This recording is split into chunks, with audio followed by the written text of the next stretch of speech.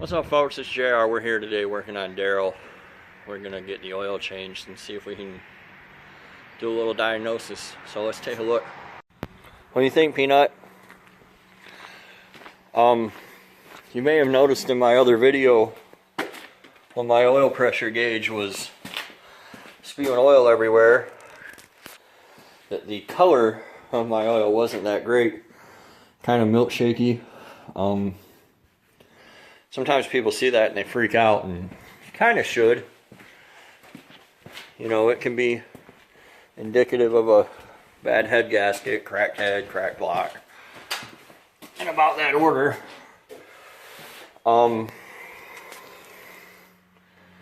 It looks like I was leaking a lot.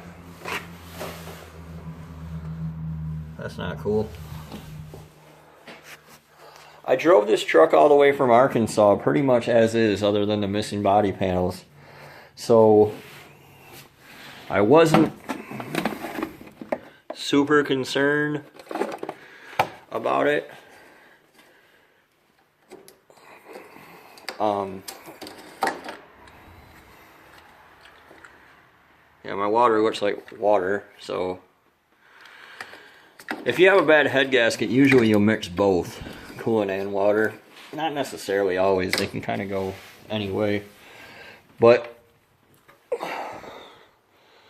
what's most likely, oh neat, that's not a breather. For Christ's sakes. Yep. See that right there? That milky gummy stuff? Kind of looks like, you know. I think that what happened was, you know, I periodically started this, not last winter, but the winter before. And I think that what we're seeing here... Peanut! What are you doing, man? Come on. I think that what we're seeing here is condensation forming. You know, I'd start it up, let it run for a minute. Yeah, that's what that looks like to me. Condensation. So it wasn't running long enough, and especially with them chrome valve covers, you can kind of see it there.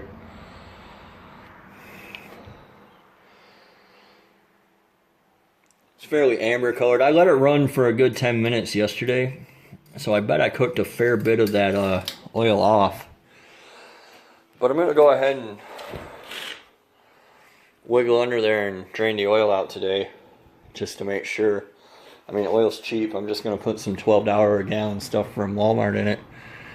I'm only driving it 3 miles for the time being, so you know, everything's coming together. I'm trying to make sure it stays that way. Man.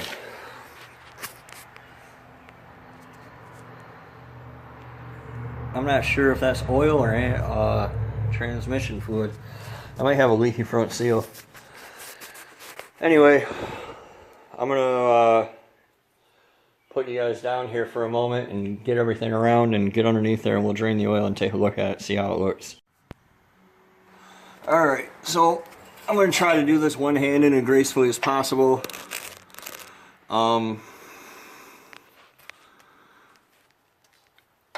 If you don't know, every small block Chevy I've ever worked on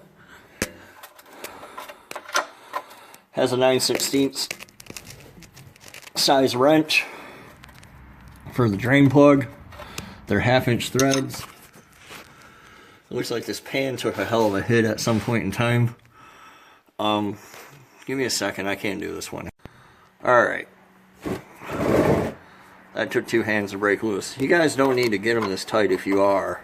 I mean, like, they can almost be finger tight and be effective. So, if you're tightening your drain plugs like that, stop. And your filters. Filters only need to be finger tight too.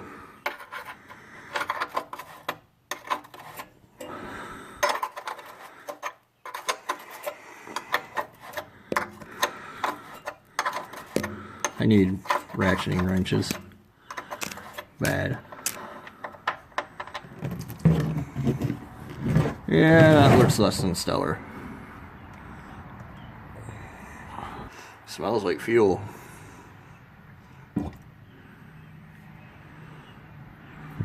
Interesting. Also, it would appear that my transmission's leaking profusely from the pan, not from the front seal like I suspected. So that's awesome.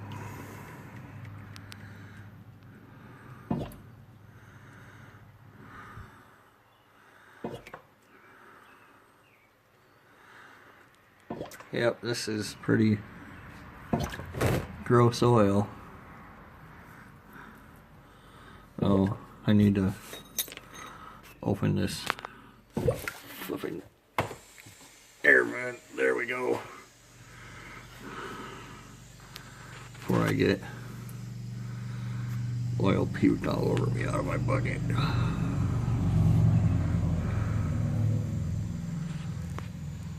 Yeah, this smells like raw fuel, so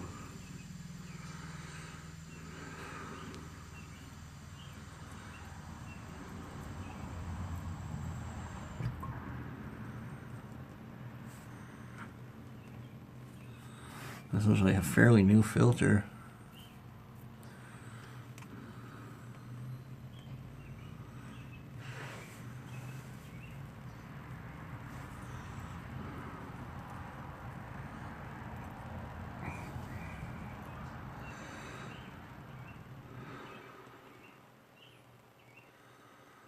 Well, I don't see any water coming out. That is, oh, there's a chunk of something awesome.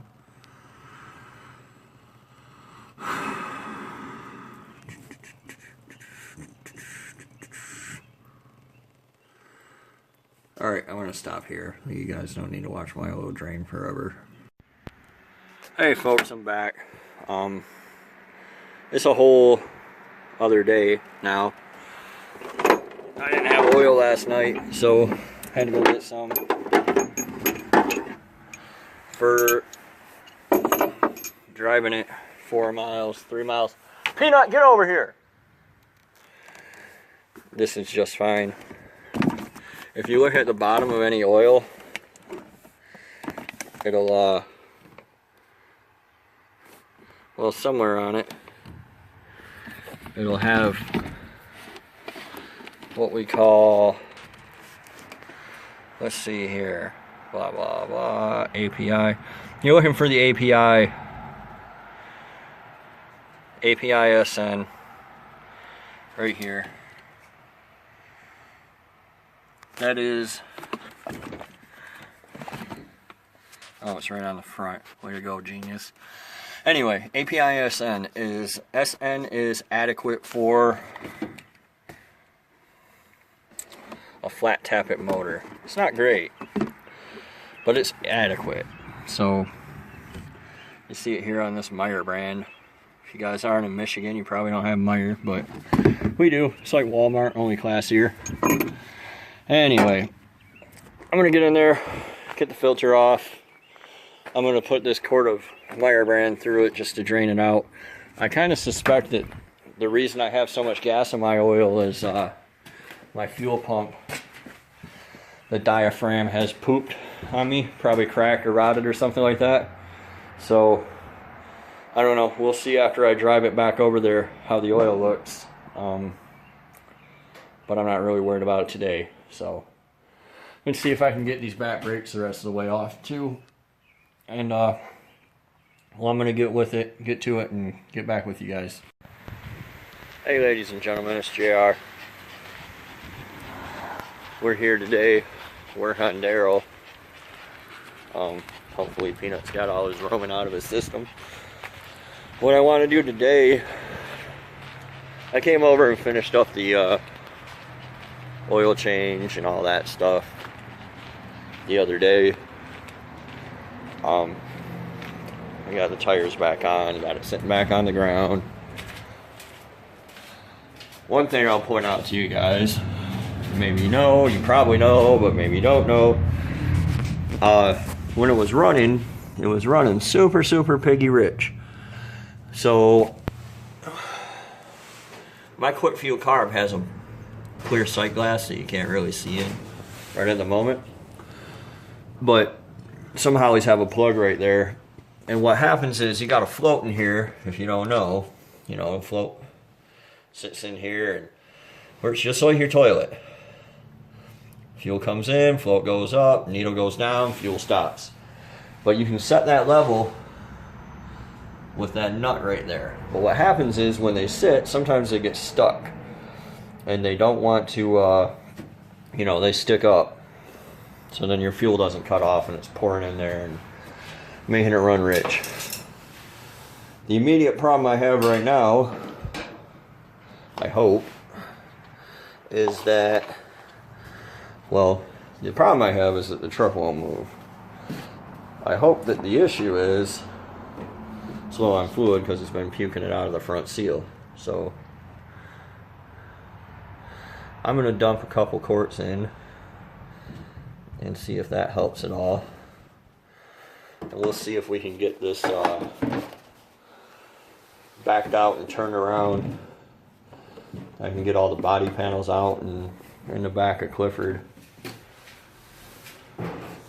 and get ready to bring it home. By the way, I don't really subscribe to the theory that I have to have AMSOIL and everything, or Royal Purple, or Imperial Orange, or whatever the hell the coolest, newest fluid is. Every single fluid in the world has to meet the same specifications in order to be that kind of fluid. So I don't really give it a lot of thought, especially when it's going straight back on the ground like it is here. So I'm going to pause you, see if we can get it backed out. That went surprisingly easy. 2 quarts of fluid, he took it right off. So obviously I got a bit of a mess to clean up.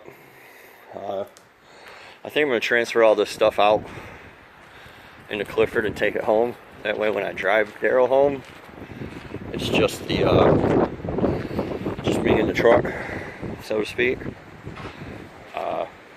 Seems like my choke's sticking or something. I don't know. Kind of got it hanging idle, but I don't know. We'll get it sorted out. Hey, ladies and gentlemen. So we got Daryl home. That went pretty uneventfully. Wanted to stall because I don't know why.